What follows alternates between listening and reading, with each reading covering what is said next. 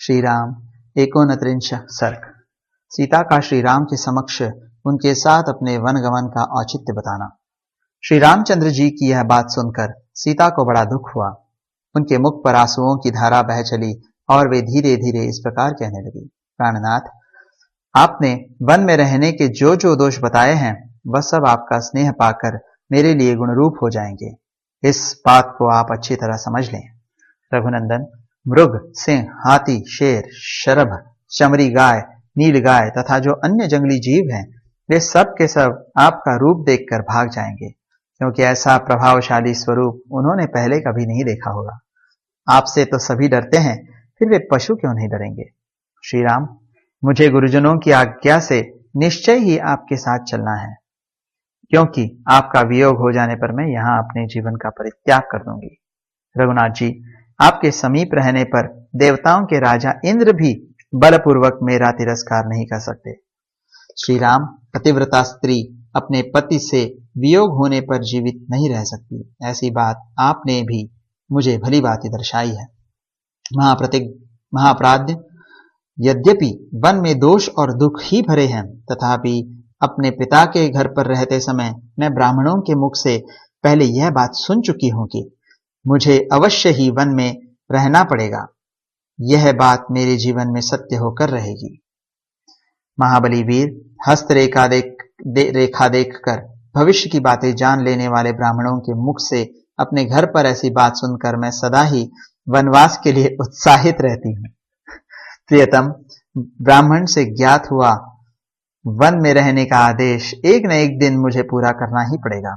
यह किसी तरह पलट नहीं सकता, अतः मैं अपने स्वामी आपके साथ वन में अवश्य चलूंगी। ऐसा होने से मैं उस भाग्य के विधान को भोग लूंगी। उसके लिए यह समय आ गया है, अतः आपके साथ मुझे चलना ही है। इससे उस ब्राह्मण की बात भी सच्ची हो जाएगी। वीर, मैं जानती हूं कि वनवास में अवश्य ही बहुत से दुख प्राप्त होते हैं, परंतु वे उन्हीं को दुख जान पड़ते हैं जिनकी इंद्रियां और मन अपने वश में नहीं है। पिता के घर पर कुमारी अवस्था में एक शांतिपरायण भिक्षुकी के मुख से भी मैंने अपने वनवास की बात सुनी थी। उसने मेरे माता के सामने ही ऐसी बात कही थी। प्रभु, यहाँ आने पर भी मैंने पहले ही कई बार आपसे कुछ काल तक वन में रहने के लिए प्रार्थना की थी और आपको राजी भी कर लिया था। इससे आप निश्चित रूप से जान लें कि आपके साथ वन को चलना मुझे पहले से ही अभीष्ट है। रघुनंदन, आपका भला हो। मैं वहां चलने के लिए पहले से ही आपकी अनुमति प्राप्त कर चुकी हूं। अपने शूरवीर वनवासी पति की सेवा करना मेरे लिए अधिक रुचिकर है। शुद्धात्मन, आप मेरे स्वामी हैं। आपके पीछे प्रेम भाव से वन में जाने पर मेरे पाप दूर हो जाएंगे, क्योंकि स्वामी ही स्त्री के लिए सबसे बड़ा देवता है। आपके अनुगमन से परलोक में भी मेरा कल्याण होगा और सदा आपके साथ मेरा सहयोग बना रहेगा। इस विषय में यशस्वी ब्राह्मणों के मुख से एक पवित्र श्रुति सुनी जाती है, जो इस प्रकार है।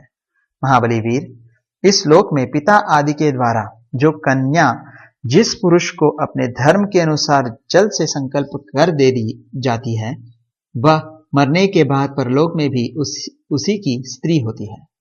मैं आपकी धर्म पत्नी हूं, उत्तम व्रत का पालन करने वाली और पतिव्रता हूं। फिर क्या कारण है कि आप मुझे यहां से अपने साथ ले चलना नहीं चाहते हैं? अकुत्स्थ कुलभूषण, मैं आपकी भक्त हूं, पातिव्रत्य का पालन करती हूं, आपके बिछोह के भय से दीन हो रही हूं तथा आपके सुख दुख में समान रूप से हाथ बांटने वाली हूं।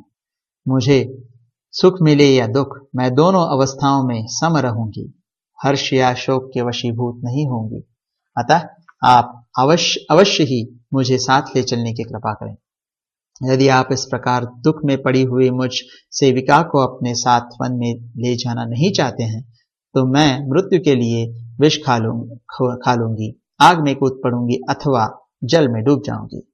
इस तरह अनेक प्रकार से सीता जी वन में जाने के लिए याचना कर रही थी, तथापि महाबाहु श्री राम ने उन्हें अपने साथ निर्जन वन में ले जाने की अनुमति नहीं दी। इस प्रकार उनके अस्वीकार कर देने पर मिथिलेश कुमारी सीता को बड़ी चिंता हुई और वे अपने नेत्रों से गरम गरम आंसू बहाकर धरती को भिगोने सी लगी। उस समय विदेह नंदिनी जानकी को चिंतित और कुपित देख मन को वश में रखने वाले श्री रामचंद्र जी ने उन्हें वनवास के विचार से निवृत्त करने के लिए भांति भांति की बातें कहकर समझाया। इस प्रकार श्री वाल्मीकि निर्मित आर्ष रामायण आदि काव्य के अयोध्या कांड में 29वां सर्ग पूरा हुआ।